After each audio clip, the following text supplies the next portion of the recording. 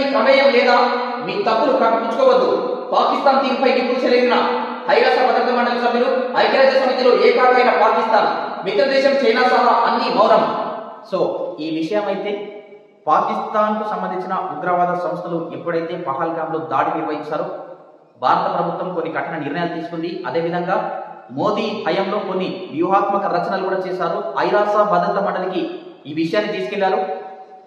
భద్రతా మండలి సభ్యులంతా కూడా సభ్య దేశాలన్నీ కూడా ఈ చివాకులు పెట్టిన పరిస్థితి చూడవచ్చు.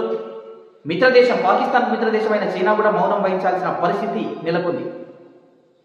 ఒక్కసారి చూసే ప్రయత్నం చేద్దాం. ఐక్యరాజ్య సమితికి చెందిన శక్తివంతమైన భద్రతా మండలి సమావేశంలో భారత్ ను దోషిగా చూపేందుకు భారత్ పై నిప్పులు చెలరేగేందుకు ప్రయత్నించిన పాకిస్తాన్ కు తగిన శాస్తి జరిగింది. భారత్ పై లేనిపోని ఆరోపణలు చేసి ఐరాస దృష్టిలో విలన్ ను చేయాలని అత్యుత్సాహం ప్రదర్శించిన పాకిస్తాన్ శాశ్వత ప్రతినిధి ఆసిమ్ ఇఫ్తిఖార్ కల్మత్ కు భద్రతా మండలి తీవ్ర స్థాయిలో చివాట్లు పెట్టింది. మీరు చేస్తున్నదేంటి?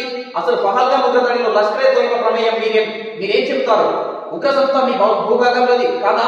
క్షిపణి దాడులు, అణ్వాయుధ ప్రయోగం అంటూ మీరు ఎందుకు రెచ్చగొడుతున్నారు? ఇదే విధానం అంటూ భద్రతా మండలి ఆసిఫ్ పై నిప్పులు చెలరేగింది.